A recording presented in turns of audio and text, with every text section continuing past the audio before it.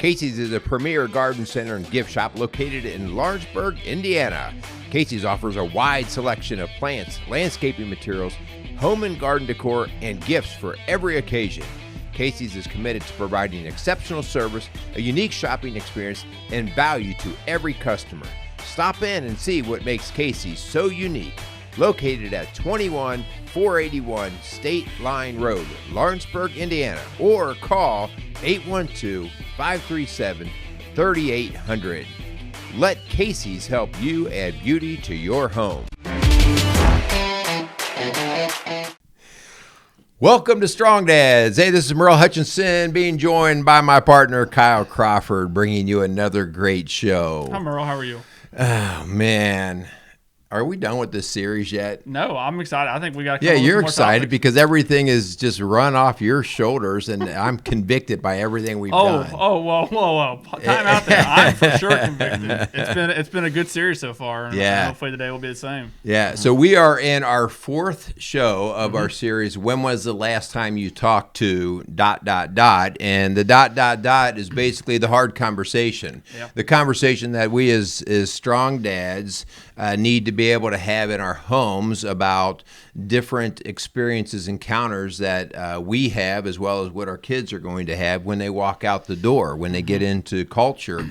And so we've talked to folks with addiction. Yeah. We've done homeless, which the homeless show is just blowing up. That's really cool. And I think that's because Ken Madden was our guest there, local guy who's very well known in the community.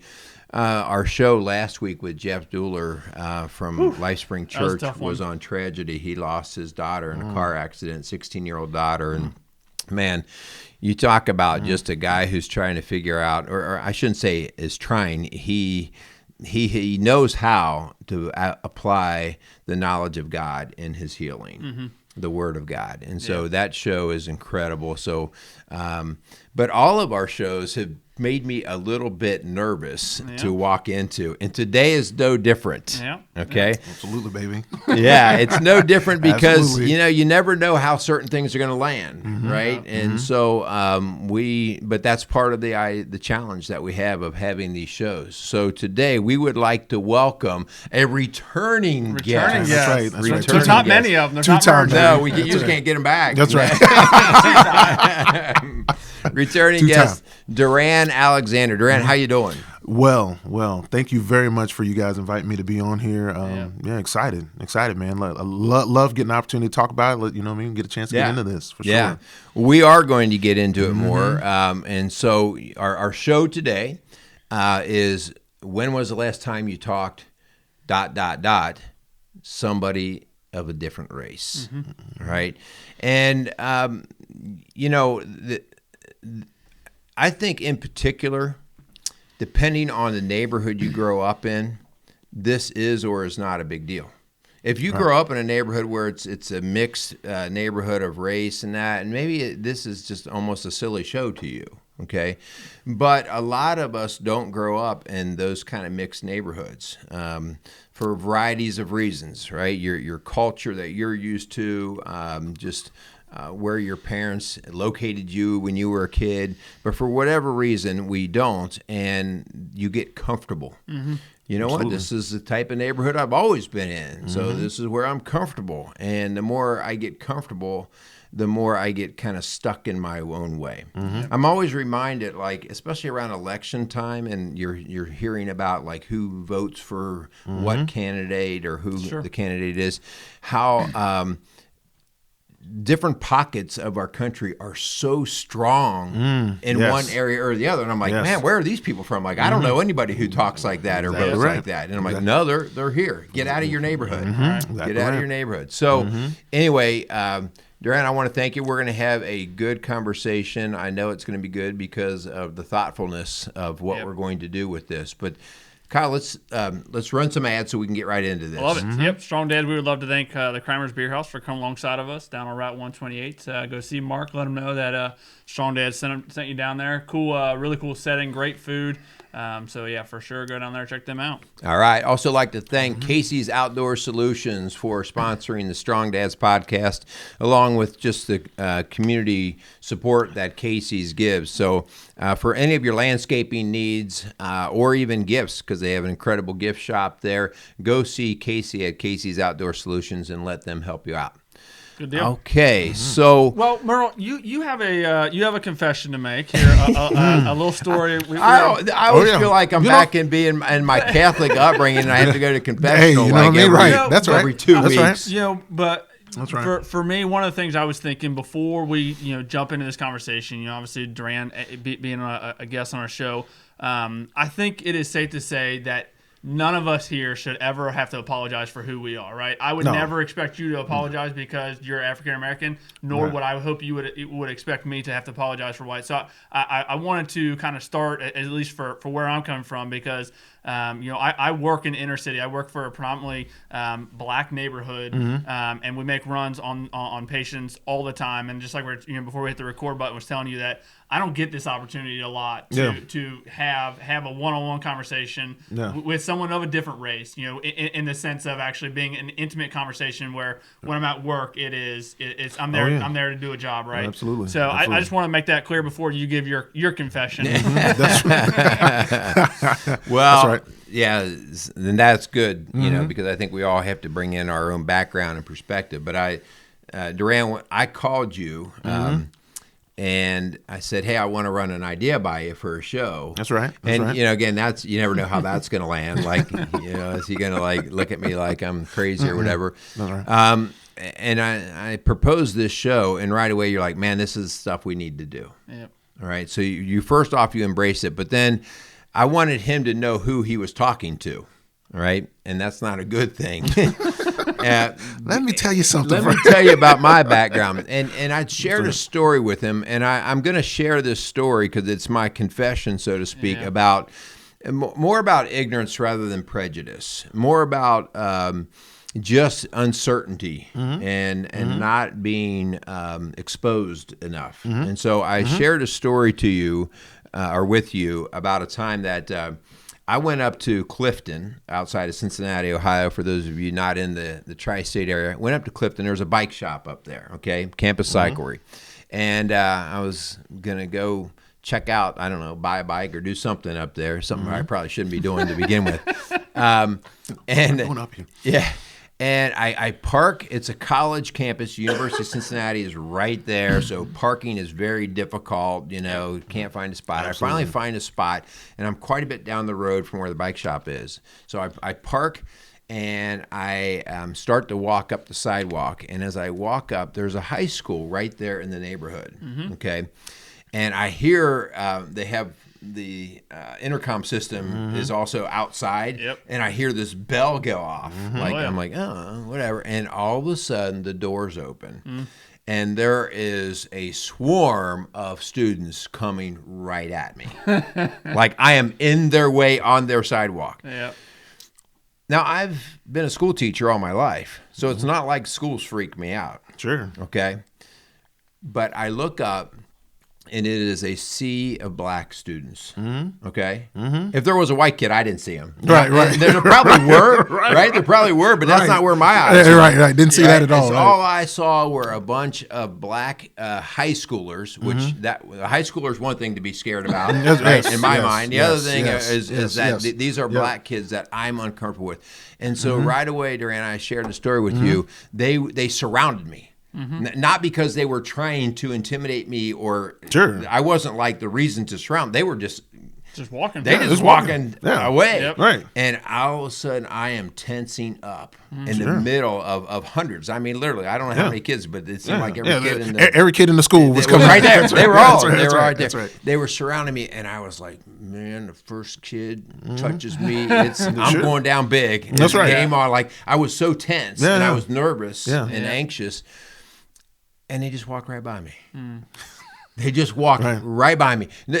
You were invisible. I was invisible. I was invisible. I wasn't nearly as important as I thought. I was like, oh, and I'm alive. Right. I'm good. Right. And I say that, we can laugh now, but I'm sharing with you the just discomfort, the uneasiness that I had because I had never experienced just that overwhelming sea of black kids. Yeah, yeah. And then I said to you, Durran, you deal with that all the time.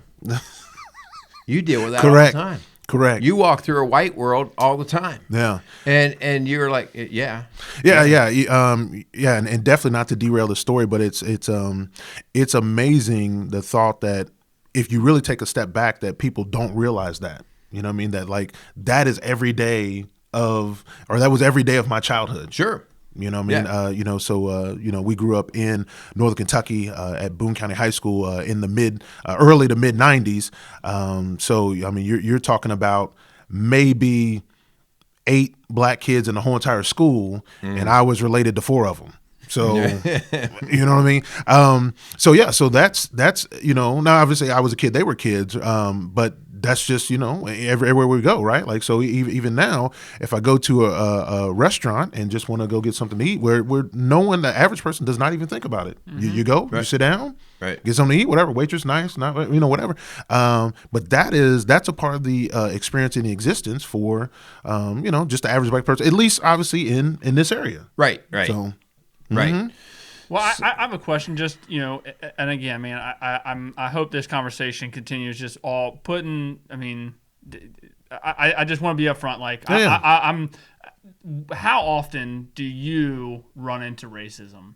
Yeah, it's a great question. I will say that it has been a while for what I would call just completely overt racism, and I'll say, fortunately and unfortunately, that we're past that point for a lot of people, not for everybody, but for a lot, and in general, because it is such an ugly topic. It's so, for most people, it just makes you uneasy. So you want to feel that, like, just because someone doesn't purposely, the minute you walk into the gas station, they don't say "get out of here" N-word, then because they don't approach you like that, which is awesome, which is good, which is great. Then people go, well, there's no racism anywhere, and you go, all right, I won't go that far. You know what I mean? So I'd say it's been.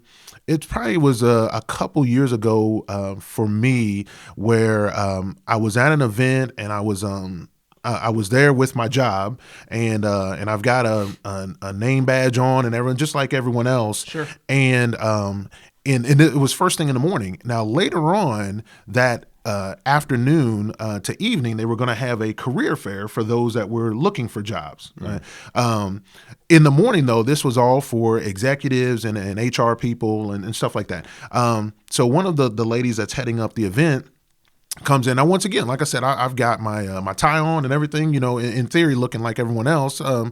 Now as a black man, we do know this. There's probably only 2 or 3 other black people in the room, you know what I mean? But of about of 100. But the lady walks up to me and comes up and asks. She's like, "Oh, so nice of you to be here. Like what job you looking for? The career fair is later on." And I'm like, so out of everything, you automatically think that I'm here for the career fair. I was like, so I appreciate how nice you are, but like, no, I'm here with the executives, and plus at the time I didn't even know when it was, and I'm like, matter of fact, that's not even till this afternoon. You know what I mean? Like, so it's one of those things that like in the one sense, when you've lived a life enough, you're like, you know what I mean? Was she just a little misguided? Possibly, you know what I mean? Like, but the fact that she would just want to come in and automatically assume that I was there for the career fair and looking for a job, as opposed to one that I was working at the time with the recruiting service, so I'm actually there trying to hire people.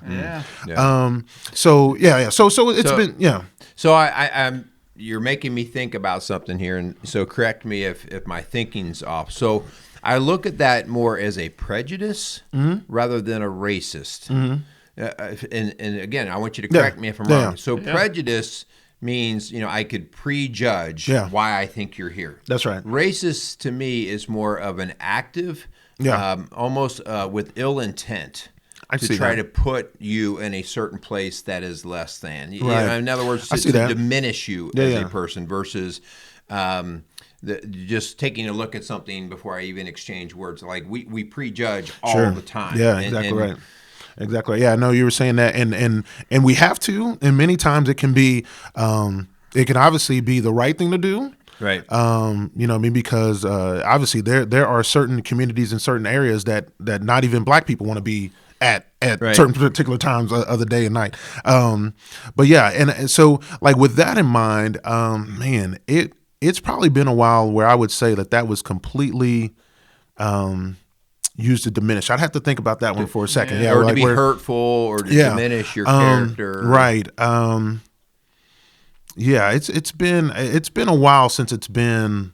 I guess I'd say that far. You know what I mean? Because off the top of my head, what I think of is just being a young man living in this area, and just being a high school kid and trying to get dates.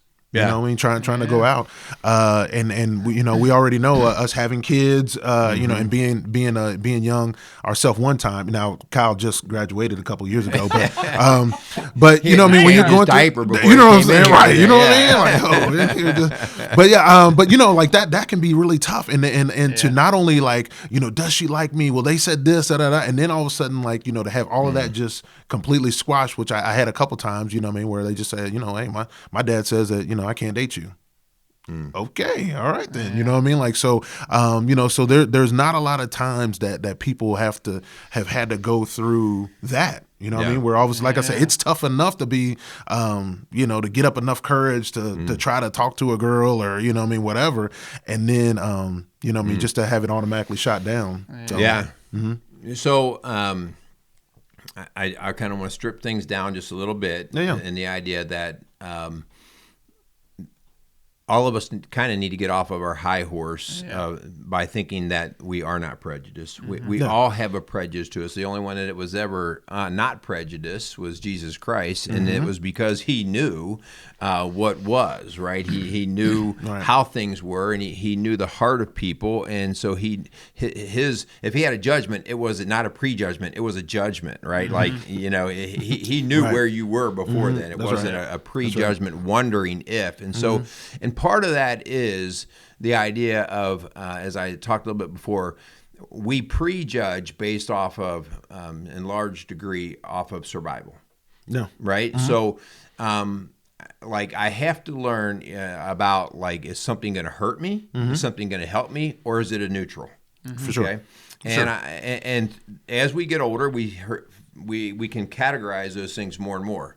Oh no, that definitely. Last time I was involved with that hurt. That's right. Or you know what, this is something I'm attracted to. It helps me.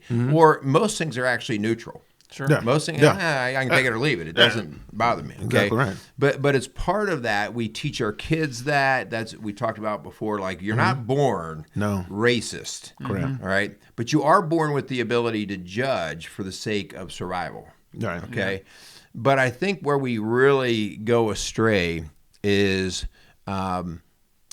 when we base it off of past experiences or how we take the data in. Right? Yeah. Like, is it authentic and real? Right. Is it factual? Or is it just kind of, we drummed it up? Yeah. And the one part I wanted to add to that too is that, where I think that once again, where people get uncomfortable and they don't really want to admit it, it's almost like in our walk in general. Like, when you first come to the church, if you're really in there, like, people are almost afraid to say, in the sense that they're sinners or admit to that. And you're like, you know what, at the end of the day, like no one's perfect. So like, so don't act like that's a bad part. Like, do it. Should I really go up and ask for prayer for this? Or do I talk like, hey, like, we're all sinners. So like, if you act like that you're not, actually, you're really out of balance. You know what I mean? Like, so there's some there. So like, when we talk about the prejudgment and a form of prejudice and some people are trying to say, it becomes more of a blame thing. Like, well, our white people pray. Well, black people prejudice too. They did like, whoa, okay, let's let's slow down. Right. Yeah, to a certain degree, we all are. Right. Yeah, but like, let's really look at where did it come from? Right. You know what I mean? And then where are we really applying that, whether it be on real life experience or just basing it off of either something that we thought that we heard or we saw, unfortunately on TV or some other, other nonsense that's not really going to make sense. But when you fail to just recognize that you do have some, I think that that's going to be a part of the help. You know what I mean? Like, once again, if you actually acknowledge, like, yes, I'm a sinner. So once again, Jesus is the only one. Yes, you got to come at it like that, like, because if you don't, then once again, it's going to continue to be more combative and defensive because you don't want to appear a certain type of way, and there should be a like almost a calm the fact, like no, like I am, but this is what it looks like, and then we can try to build from there. Yeah, here's my area of challenge, right? Yes, this is where I'm struggling, and right. I have a little list of things that I just kind of created in my own head of like, well, where did my prejudices come from, or my thoughts about how to look out in the world, and I like my actual experiences, my past experiences. So if I had a good experience somewhere personally, like I actually felt it or lived it, I have a little level of knowledge there. Absolutely. Like, okay, this is what happened to me. The past experiences of others. Like if I know people that have had this happen, it carries credibility. Absolutely. Okay. That's right. Which I think that's part of the you could almost look at that form of prejudice as almost there's backing behind it, right? I always think of police officers. Like, police officers have a certain form of prejudice because they have had certain experiences in the fire world. I know older homes. Yes. I can be inside that older house because it can burn a lot longer than the newer homes nowadays. That is a prejudice that I have. I know going into those older homes where I work, it's predominantly old homes. These houses were built. They're built to last, right? So I know going into that, I can stay in those houses a lot longer. And I think the same can be said about your experiences. They teach you things, and that to me. And again, it's what you do with that, right? Right. I mean, but to me, your experiences, that form of prejudice, there is positive to that. I mean, again, what you do with it, and the way in which you express those prejudices, I think that's where we get in a little bit of trouble. But just that very idea, your experiences teach you things. Yes. And those are good, valuable things to hold on to. Yeah. Right. Exactly right. Yeah. Basing it on fact. Yeah. Right, like the real fact of research and science to really substantiate. I mean, it's not unusual for people to just throw, "Oh, I know these people are like this," or "I know," but to actually then look at the actual statistics. And this conversation could go all over the place, right? Like the amount of black crime on black crime, or white crime on black crime, or white on white, and all of these things. It's like, you know what? Well, I know it's bad. Well, this is I got to step outside of myself, and I maybe have to actually look at the facts. That's right. Yeah. Look at the facts. It doesn't mean there aren't problems. It means what is the magnitude? Am I seeing it the right way? Like sometimes in Lynn and I's work, we sometimes come home at night and we go, everyone's divorcing. I swear, everyone's divorcing. Yes. Right. And then we start talking a little bit, and we're like, well, no, not really. Everyone's divorcing. But everyone that comes in our office, that's what we do as marriage and family coaches, right? So we see a lot of divorce. Exactly right. Well, and you already know, like,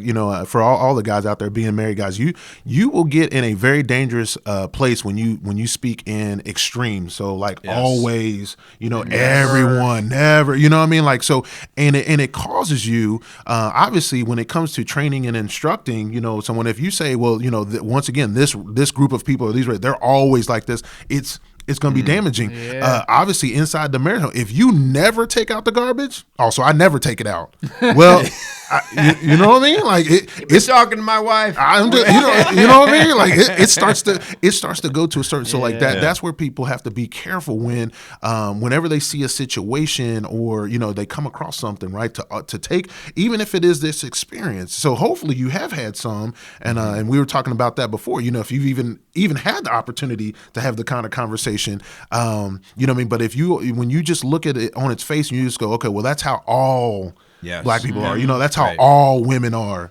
You know what I mean? Like I said, you start that stuff up with your wife, you say, well, every woman I know does the dishes. And she go, oh, every woman, right? Oh, well, you better go find that one, right? You know what I mean? Every man I know has a flat face from where the skillet popped, right? You know what I mean? So you can see that there comes some corollaries there. If you start trying to lump everything together, it gets dangerous. That's a really good point. This next one you put on here, Merle, I think is really really good. I mean, when you talk about your just the way in which we get messed up because we fall short. We're human, and we're flesh and blood, and we're sinful men. Man, when we miss sight of God's word, I can't tell you the number of times I've heard people say, "I don't see color." Mm-hmm. And man, I would question anybody who says that because I think God sees color. Actually, I would be willing to bet a lot of money that God sees color. God doesn't judge that color, but I truly believe God sees color. He made us in His own image. Like, Durran, you were made in God's image. You are a black man. I'm a white man. I was made in God's image. Like, that's right. God still sees that color, right? I truly believe that God sees color. Yeah. Again, Jesus didn't say, "Oh, you're a black man, you X, Y, Z." That's right? He doesn't judge color. Exactly. Yes, but I truly do think God sees color. Yeah. I also think God's word, when you boil it down, and this is again us.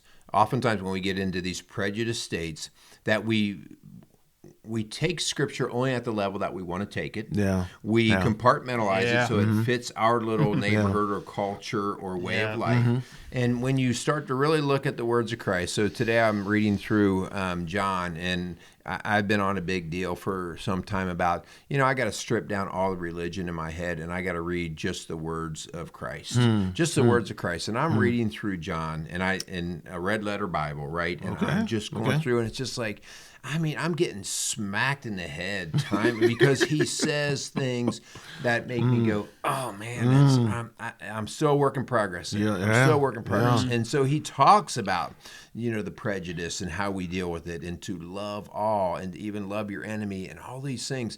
And so God's word, if and as Christians, that is our truth. Yeah. Right? Yeah. So we have truth in science, and we have truth in God's word. And I've said in other shows, science and God's word never conflict. Right. We make them conflict, right? We make them conflict, but they don't. And God's word is so true, and it just completely denounces racism, right? Yeah. And in that way. So, well, I wanted to add one point to what Kyle was saying. I think that for one, I love the point, completely outstanding, because through the years.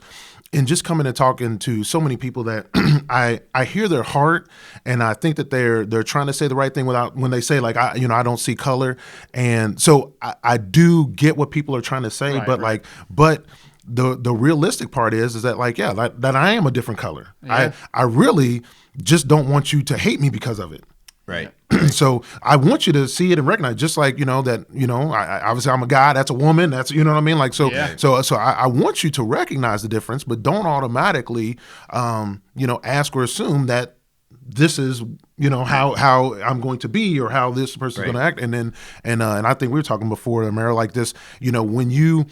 Until you really get to know, also, then don't automatically pass that on to your children that this is how it's going to go. So, I actually want you to see me that way because even once again, in this conversation, even on its face, I want you to come and ask a black guy so we can have a racial discussion. Like, it would not make any sense just to have two of the same, even if we had like minds, and be like, well, this is how this is going to go. You're like, wait a minute, that's not, once again, I'll take it back that, if we were trying to, once again, pigeonhole all our wives into one particular thing, we all know how that tends to go. Yeah. Well, you mentioned something about, what are we going to teach our kids, the next generation coming up. And I think this goes so much wider than just racism due to color, right? But we are in, I don't ever remember the word 5 years ago or beyond about identity politics, identity this, identity that. And all of a sudden in the last 5 years, everybody wants to identify as something. And so and that can be a little dangerous. And so all of a sudden, the next thing you know, I get so strongly attached to my identity and I become so prideful of it that anything that contradicts it, goes against it, right? Yeah. Sure. And so the whole idea, like you see that we talked a little bit before about I am a Bengals fan. I almost said Steelers fan. Oh my goodness! Oh my goodness! Sorry. Right, would have fell off the stool here. How do I identify? I'm a Bengals fan. I'm a Bengals fan, and so as soon as I see a Steelers fan, I'm not even talking to you. Because of my identity and my pride in it, I've already sold you short. Because if I identify as a white man. And identify you as strictly a black man, that doesn't mean I don't acknowledge black. But if I identify you as a black man and me as a white man, and I see that as opposing, like you're the other team. Sure.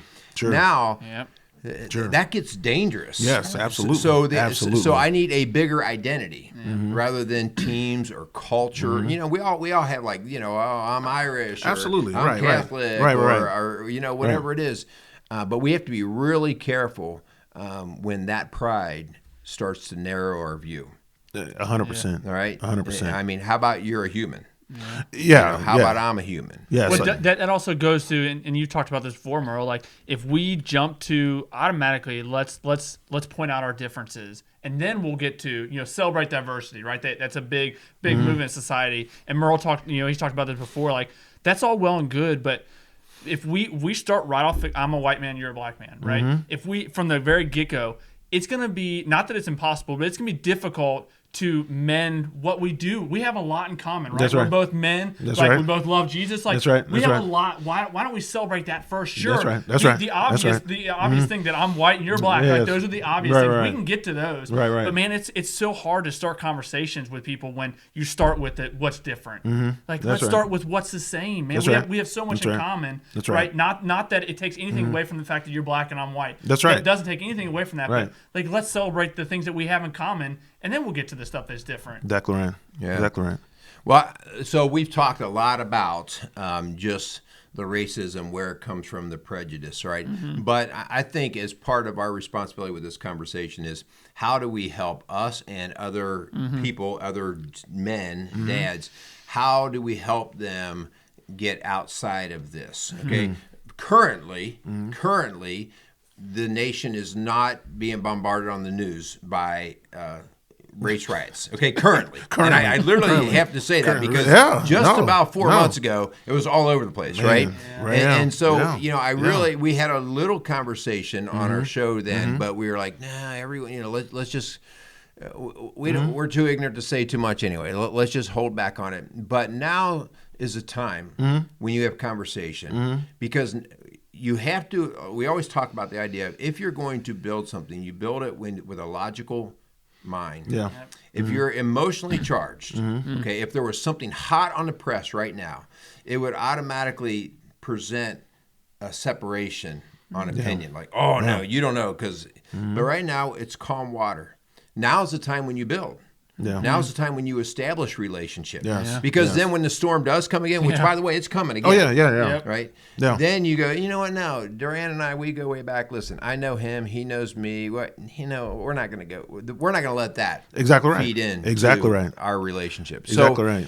So let's talk a little bit about what are some conscious and intentional things that we need to do. And I want to start with the very first thing was providing a safe opportunity. Yeah. And I wanted to thank you because there was no tension or judgment in you when I called you and I proposed to you. No. I didn't get I need to think about this, like that told me that story up in Clifton. Yeah, I know what kind of redneck you are, Merle, and so where you got me driving out here too. Yeah.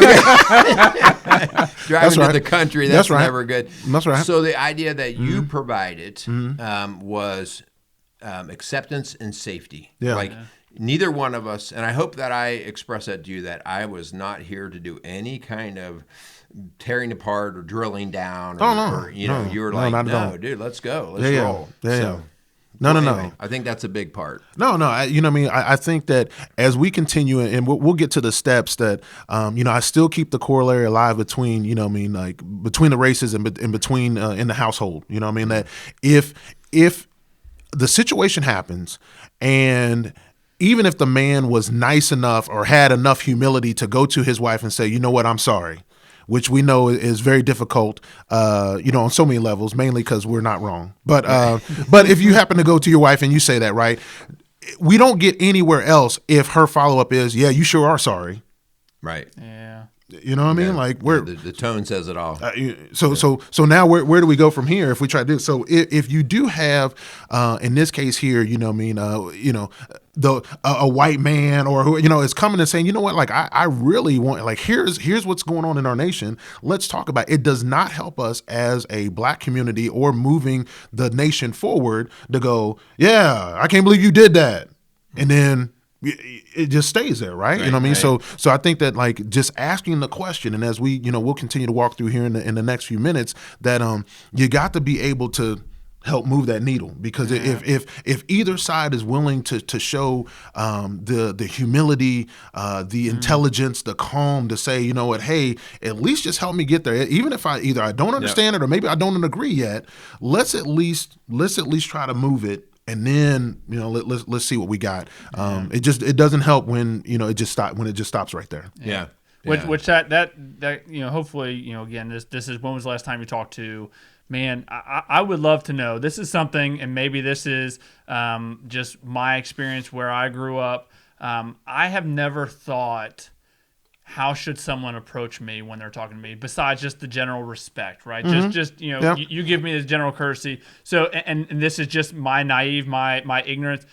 How is a black man in 2021? How should someone? So you and I have never met before.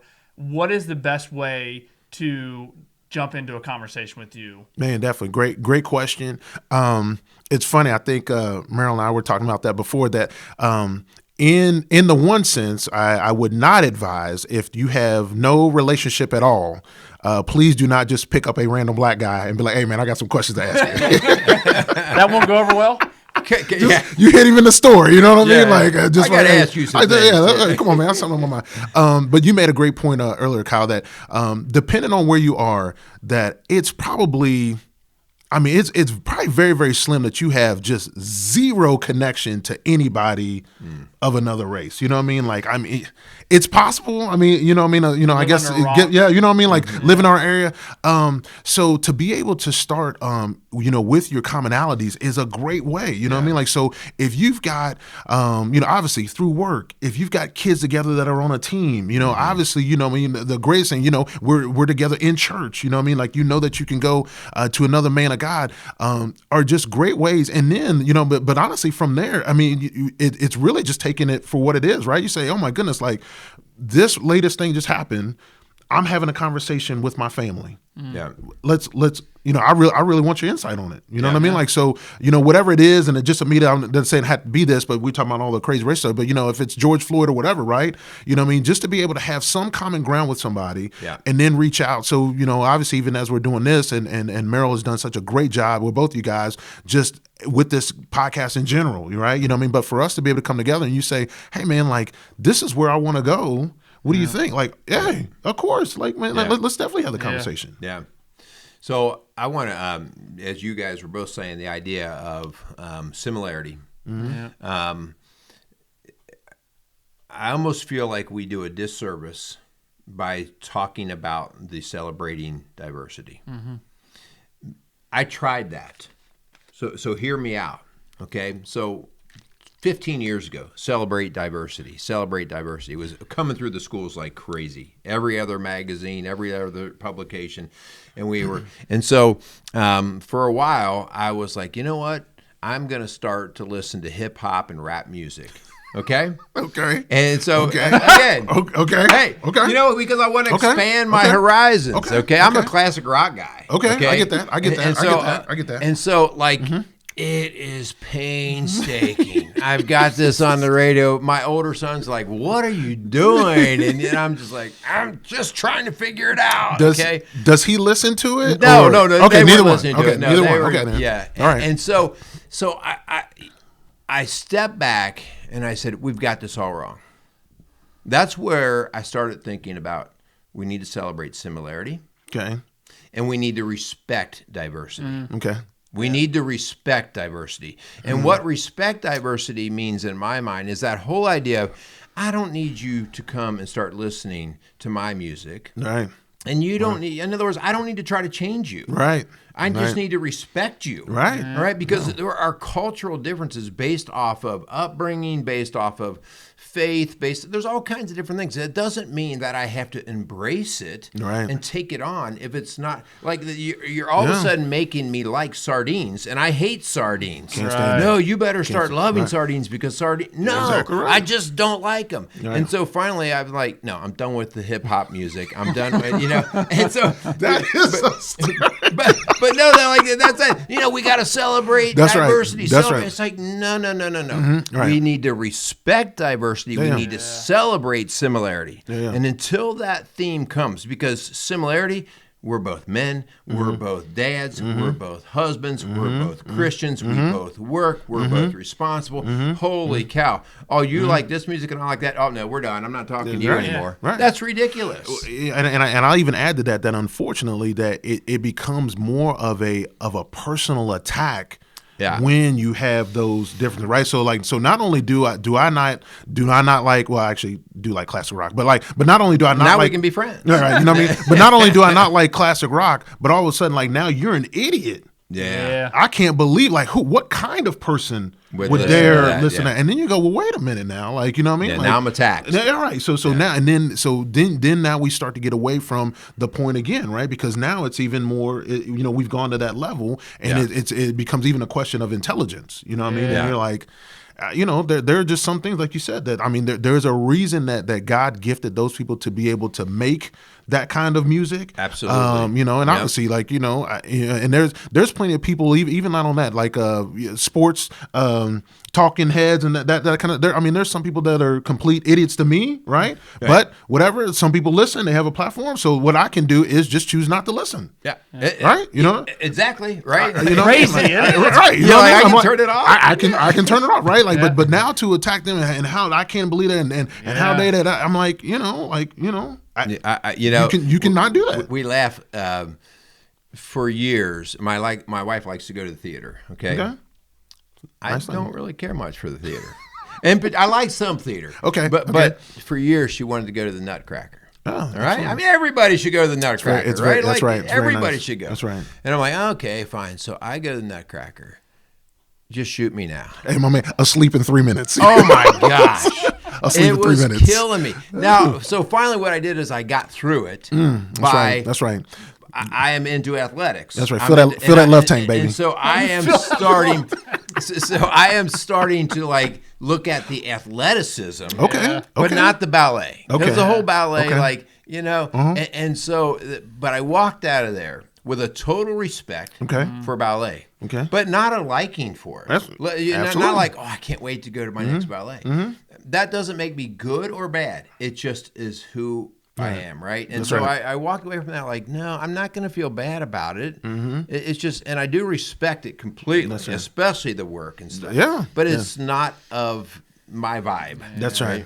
He just doesn't have culture. I'm not either. You know what I'm saying? We need to educate. I went to a play once and I thought this show was over and I was like, there it is. Intermission. I'm like, no. More. There's more of this. No, that's man, right. This is good conversation. Durran, as we get closer to closing the show, one of the things that you had said, and I just want to reiterate because I think it was very powerful, is that always and nevers are dangerous. Man. And man, when it comes to the conversation, saying those and referring that to a certain race, I think it's just dangerous. I think it puts us in a dangerous place. Yeah. I know for sure that's something I'm going to take away from this conversation, that grouping, because in today's society, that gang mentality that we seem to have in our society, that you have to group yourself in with somebody else. Yeah. And if you if you can't see eye to eye with someone who's not in that gang, then you're evil, and just you labeling people and always in the nevers, and how dangerous that can really become is something definitely I'm going to take away from this conversation. Absolutely. Yeah. Good stuff. So we are going to wrap it up. A thought that comes to my mind always is the old WWJD. What would Jesus do? Right. Yep. I think that is our truth. That is our standard that we're trying to operate under. And the idea that I try to make Jesus fit my way is another false thinking and teaching on our own parts. But what would he do? What does he do in these situations? Right. But any thoughts, final thoughts that you have, challenges that you have from the idea of, here's what I'd like to see us start to do. A couple things, and once again, Kyle, appreciate the comment there. I would say, in going forward, if you have someone that is of a different race and you've got some similarity, there's plenty of things that are going on in society, and just don't be afraid to bring that up. You know what I mean? Like, if you're a sports guy, probably within the last week, we had the whole thing go down with John Gruden and his emails. Yeah. You know what I mean? Like, if you, hey, you know what I mean? What do you think? Because once again, that's another one of those where people go, oh, well, racism, that's way in the past. That's old stuff. And you're like, now, granted, they did drop, bring up some older emails. Sure. Right. But, once again, that's within the last 10 years or whatever, right? This is not 1960. Right. And then I think that we'd be doing our disservice if we just thought like he's the only one that spoke like that. Right. So, but it just can lead to the discussion, right? Like when you say, hey, where we at on this? I just think that you've got some similarities, whether it be through your work, church, kids, and then just, have a topic, and then, let's just have that conversation. Yeah. Yeah. Good stuff. So, I have a question for you. Man, we were talking about me walking into a sea of black students. Yes. Okay. Yes. So, and you talked before about being at a career fair, and there's you and another black man that you could recall. So when you walk into any place now, whether it's a grocery store, the workplace, or whatever, do you consciously count, I'll say, white and black, or does it fall off of you now? No, it's funny you mention that, and I will say quickly that in the one sense, yes, you do register who the other black people are, and especially for this area, which is why in general, like that, you normally see somebody, you give them what's up. You're like, hey, I ain't seen many of you out there. It's kind of like the guys who drive a Jeep, right? Right, Like you give a Jeep wave. Everybody knows. Like, it's funny. Like you will get mocked for. I don't know why black guys do that, but if you got a Jeep, you say what's up to the other Jeep owner. Hey, come on now. I heard you. So there is now the thought of, oh my goodness, if there's a riot going to break out, where am I going to go? Like, no, like I've lived here long enough, so you don't ever get an anxiety with no. Yeah. So it's not it's not that serious. But but it is But for me, it's living here and being able to get used to that, and it's very interesting that when it's flipped, as you experience just of the anxiety that's there, just because it's unknown. But like you said, in the grocery store set, everybody, they're just they're focused on getting some Frosted Flakes, right? Like there's nothing really going on, right? Like so, it's like you don't have to feel that, but that it comes out like that though. Yeah, it comes out like that. So. Excellent stuff. Yep. Good Yep. stuff. Good conversation. Yeah.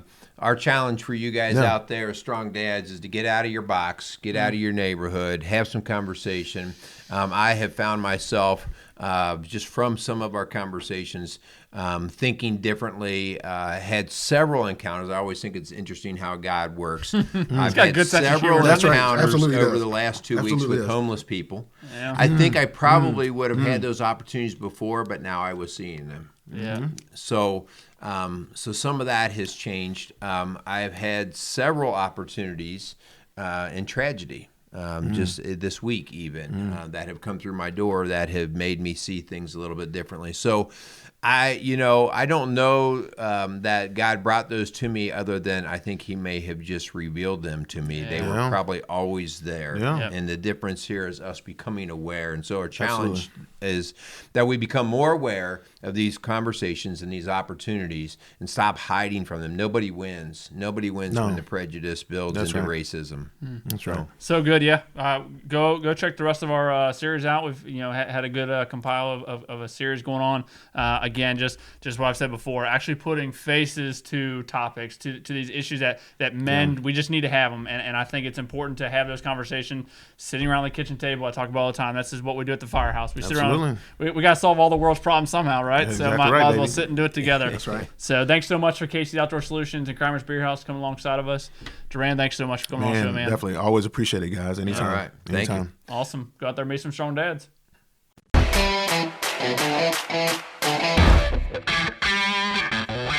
Hey, this is Kyle Crawford from Strong Dads. Strong Dads podcast would love to thank the Crimer's Beer House for coming alongside of us. The Crimer's Beer House was started in 1982 by the Crimer family, and since that time, they have definitely become a Cincinnati favorite. So if you're looking for an incredible meal in an incredible setting, definitely go down to Route 128 and check out the Crimer's Beer House.